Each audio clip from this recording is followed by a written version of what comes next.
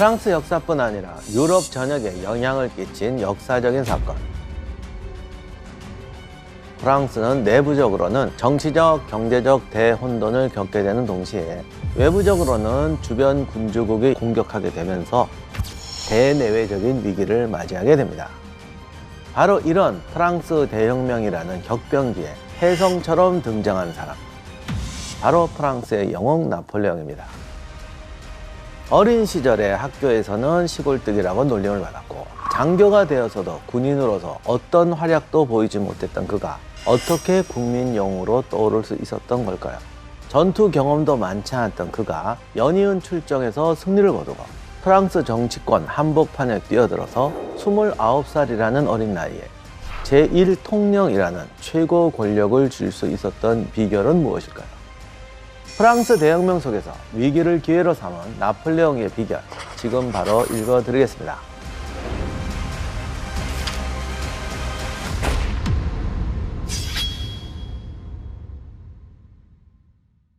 안녕하세요. 세상의 모든 전쟁사를 읽어드리는 전쟁사 읽어드립니다의 역사학자 임영환입니다. 이 시기 왕정 폐지론자 중에서 부각되는 지도자가 당통, 마라, 로베스피에르입니다. 당시 왕정 폐지를 주장하는 공화파는 자코뱅당과 지롱드당이라는 두 세력으로 나눠지게 됩니다.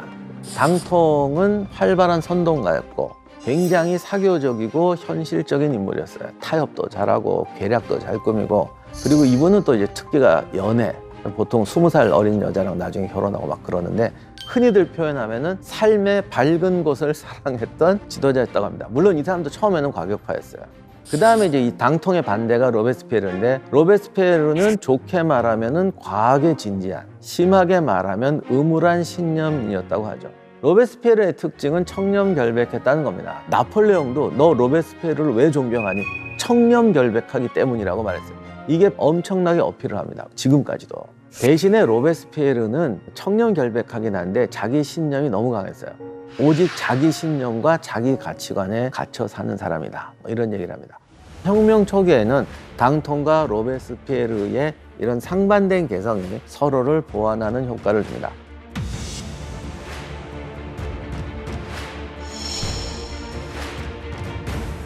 공화정이 성립하자 루이 16세를 어떻게 할 것인가에 대해서 논의가 팽팽하게 맞섭니다. 로베스피에르와 마라, 생지스트는 국왕 처형을 주장합니다. 특히 로베스피에르는 그가 죽어야 국론을 통일하고 혁명을 완수할 수 있다고 믿었고, 왕은 무죄일지도 모르나 그를 무죄라고 선언한 순간 혁명이 유죄가 된다라는 말을 남깁니다. 그런데 하필 이때 궁전금고에서 루이 16세가 반혁명 음모를 용인하는 문서, 외국과 내통한 편지래요. 이것이 발견이 됩니다. 결국 그는 국가 반역죄로 기소되어서 국회 투표를 했더니 처형이 의결이 됩니다. 무죄가 334표, 유죄가 387표였습니다. 1월 21일 루이 16세는 콩코드 광장에서 단두대로 처형됩니다. 이때 루이 16세의 마지막 말이 짐은 죄 없이 죽는다였습니다. 루이 16세의 왕비였던 마리 앙투아네트도 같은 해 10월 16일에 단두대에 올라서 처형됩니다. 그러면 루이 16세의 처형으로 인해서 나폴레옹이 운명이 결정되었다고 말씀드렸었는데, 과연 이건 무슨 뜻일까요? 사실 프랑스 혁명이 발발하고 급속히 진행되는 동안 나폴레옹은 대부분 코르시카에 있었습니다. 그리고 코르시카의 의용대 부사령관이 되었고 프랑스의 상황에 대해서는 완전히 동떨어졌었죠. 이때 영국으로 망명했다가 사면을 받아서 과거 혁명 영웅이었던 파울리가 귀국하게 됩니다. 나폴레옹은 그와 협력해서 프랑스가 혁명으로 어수선한 사이에 코르시카를 독립시키고 안정시키려고 합니다. 그런데 파울리는 프랑스로 변절했던 나폴레옹 집안을 당연히 좋게 생각하지 않았죠. 결국 두 사람의 갈등이 점점 깊어졌는데 루이 16세의 처형을 정점으로 완전히 갈라서게 됩니다. 파울리는 옛날 사람이었기 때문에 코르시카를 독립시켜도 왕당파였어요. 그런데 나폴레옹은 급진적인 자코뱅 성격을 가지고 있었거든요. 이렇게 되니까 아직 독립도 안 했는데 독립한 후에 코르시카를 어떻게 할 것인가를 두고 두 사람이 완전히 갈라지게 되죠. 당시에 나폴레옹은 굉장히 급진적이어서 마라와 로베스피에르를 존경했다는 설도 있습니다. 이때 나폴레옹은 군대를 조직해서 사르데니아 원정을 시도하는데 파울리의 방해로 원정이 실패로 돌아갑니다. 그뿐 아니라 정적으로 몰려가지고 또 친프랑스파다 이렇게 돼서 파울리는 나폴레옹을 구금하고 그 집안의 재산을 몰수하게 됩니다. 여기서 죽을 뻔했지만 가족들과 함께 코르시카에서 탈출하게 됩니다. 지금까지 나폴레옹이 내내 가난하다는 말을 했는데 사실 요 중간에 부유했던 그 집안 일족의 유산을 받아서 꽤 살만하게 변해버렸어요. 사실은 그래서 코르시카로 돌아가서 이제 형은 의원이 되고 뭐 이런 생각도 했던 것 같은데 뭔가 정점에 올라가야 될 때에 코르시카에서는 반역자가 되고 벌었던 재산은 다 몰수당하고 그야말로 완전한 실패자로서 프랑스에 돌아오게 됩니다. 이때부터 나폴레옹은 코르시카를 잊어버립니다. 그리고 자신은 이제는 프랑스인으로서 살아갈 수밖에 없다는 생각을 했던 것 같아요. 그리고 나폴레옹은 니스에 있는 정규군 부대로 다시 복귀하게 됩니다. 자, 혁명은 깊어져 가는데 이때 대외적인 공격이 시작됩니다. 반프랑스 연합군, 반혁명 연합군이 결성되게 되죠. 루이 16세가 처형되자 주변의 모든 왕정이 위협을 받는다고 생각한 주변의 군주국들, 영국, 오스트리아, 에스파냐 등이 프랑스에 대항해 반프랑스 동맹을 맺고 전쟁에 돌입하게 됩니다. 사방에서 압박해오는 외국 군대의 침입으로 프랑스는 힘겹게 전투를 벌이게 되고 최대의 위기를 겪게 되죠. 국내에서도 여러 가지 갈등이 벌어집니다. 급진파, 온건파만 있는 게 아닙니다. 왕당파도 부활하려고 하고 또 새로운 국가가 중앙집권적 국가가 돼야 되느냐, 지역 지방 자치를 인정해야 되느냐, 이걸 가지고도 싸움이 납니다. 이런 와중에서 방대 지방에서 왕당파의 반란이 일어나게 되죠. 그러자 이를 진압하려고 프랑스 공화국 군대가 파견되는데 반란군과 정부군 모두 합쳐서 약 20만 명이 목숨을 잃을 정도로 엄청난 피바람이 불게 됩니다.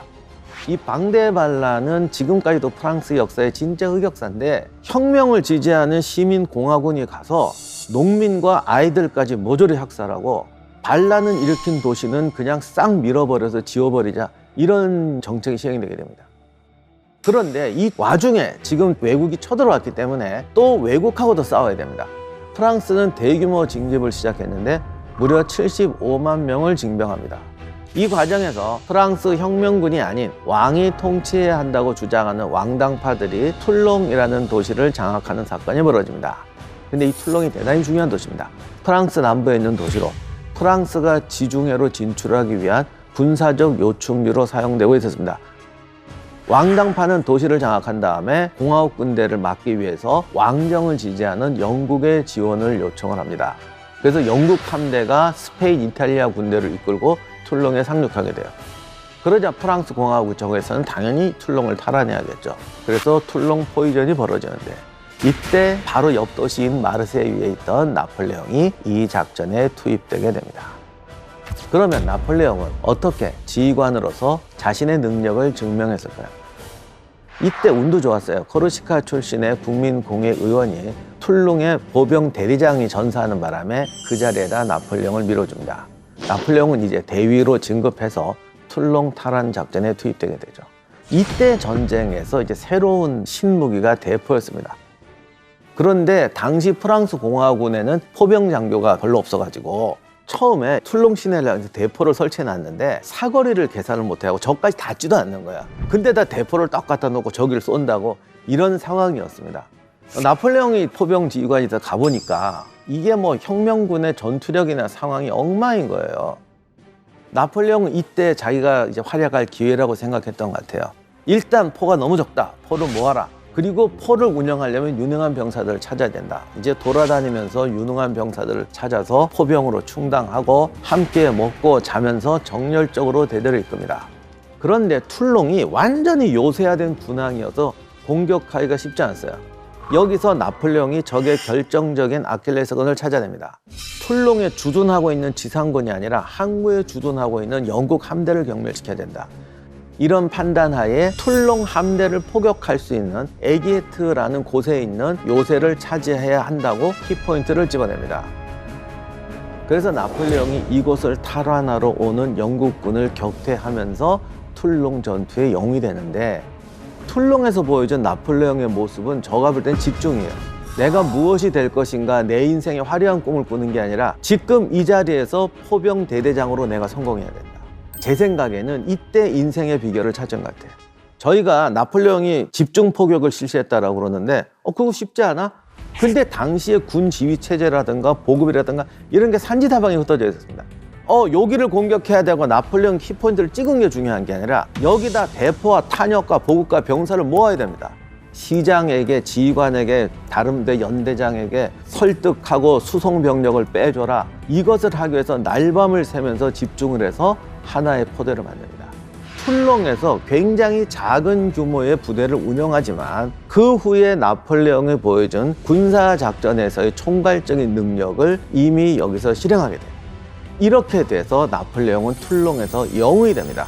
로베스피에르에게도 강력한 인상을 남기고 24살의 나이에 포병 대위에서 준장으로 단박에 승진하게 됩니다. 이동안에 국민공회는 본격적으로 공포 정치를 펼치기 시작하고 있었습니다. 그 중심에 로베스피에르가 있었죠. 로베스피에르는 변호사 출신답게 사무적으로 굉장히 정확하고 조직력, 행정력, 통솔력은 굉장히 뛰어났다고 해요. 그리고 무상 의무 교육을 도입하고 평등한 교육 기회를 제공하려고 했다고 합니다. 그러나 당시에 이 생필품하고 임금에 대해서 최고 가격제라는 걸 도입을 해서 정부가 시장 가격을 통제하려는 시도를 합니다. 근데 이것이 역효과를 낳아서 엄청나게 물가를 폭등시켜서 자기를 지지하는 기본 세력인 불만을 사게 돼요. 로베스피에르는 신념이 너무 탁월해서 악과 타협해서 선을 이룰 수 없다. 악을 제거해야 선이 이루어진다는 생각이 철저했습니다. 근데 문제는 이 방법에서 자신에게 반대하는 반혁명 인사들하고 혁명에 반대하는 인사들은 집단 처형을 시행합니다. 심지어 2,000여 명이 한꺼번에 루아르강에 수장되는 일도 발생합니다. 그는 반혁명 협의자들의 재산을 몰수해서 빈민들에게 나눠준다는 내용의 법령도 공포를 합니다. 처음엔 환영했죠. 그런데 물가가 오르고 빵값이 오르고 이게 얻는 것보다 내는 게 더 많아지는 거예요.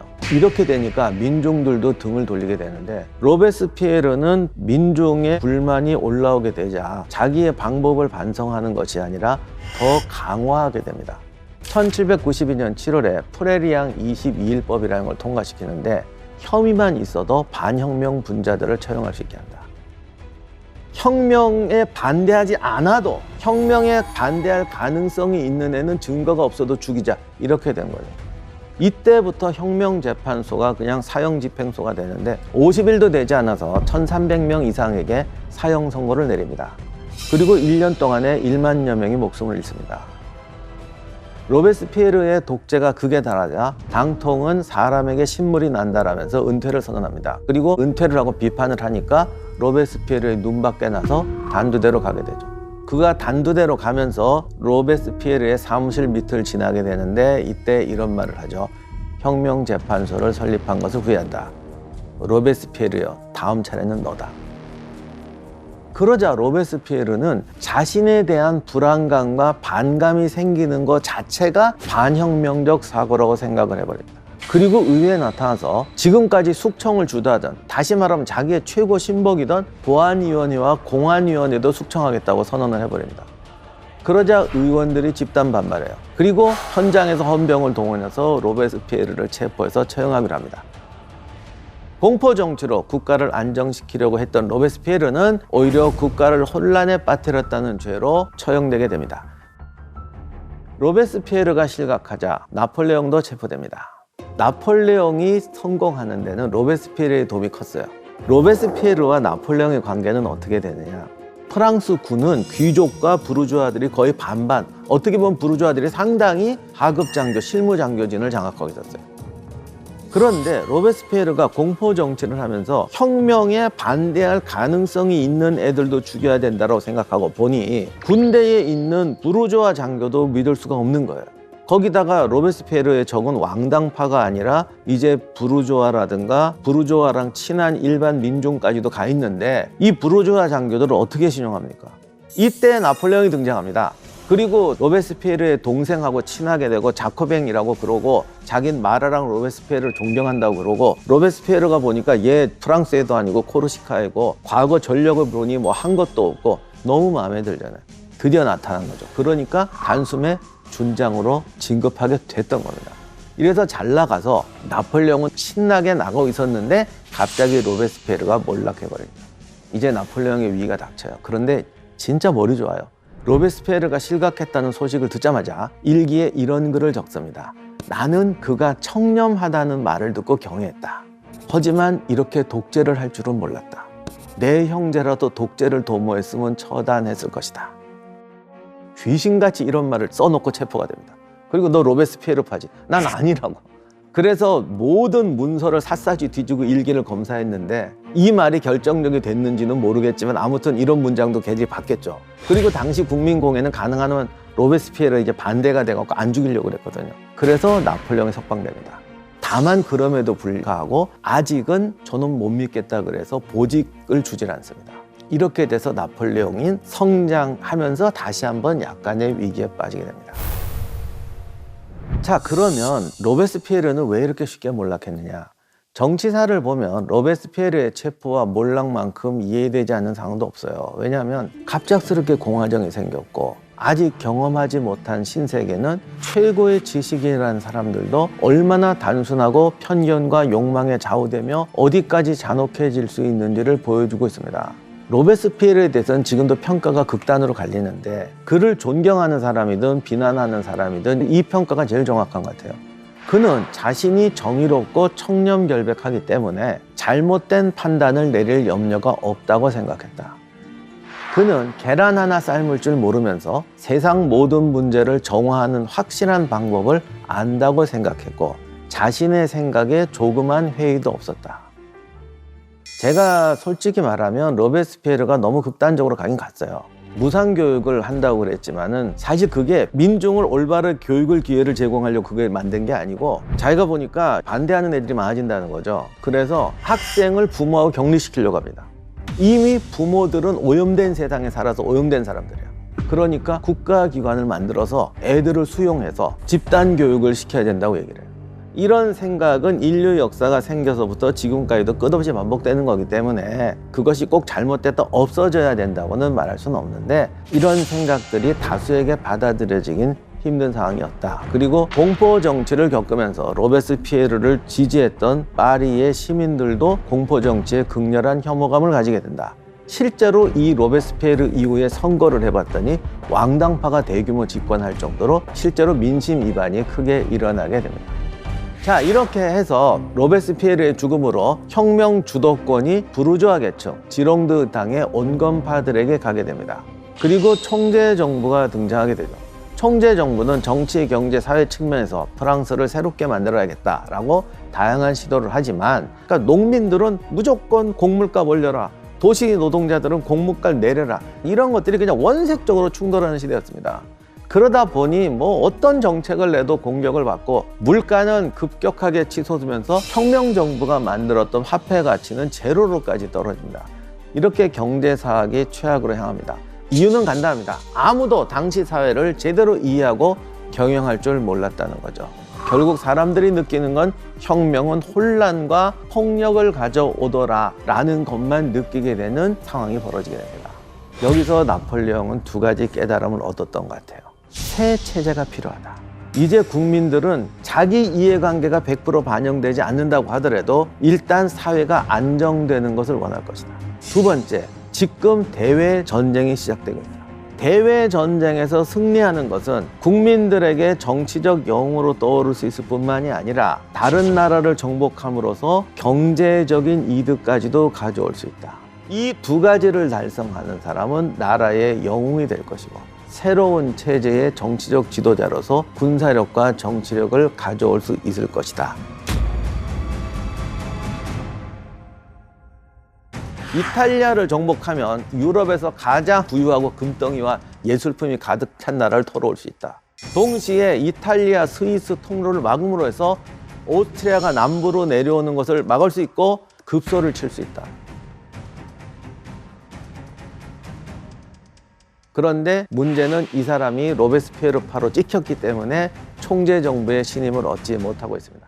그러면 나폴레옹은 어떻게 해서 총재 정부의 신임을 얻고 자기가 꿈꾸던 대외 원정을 시작함으로써 프랑스의 국내적 위기와 국외적 위기를 동시에 해결하는 프랑스의 영웅으로 떠오르게 될까요?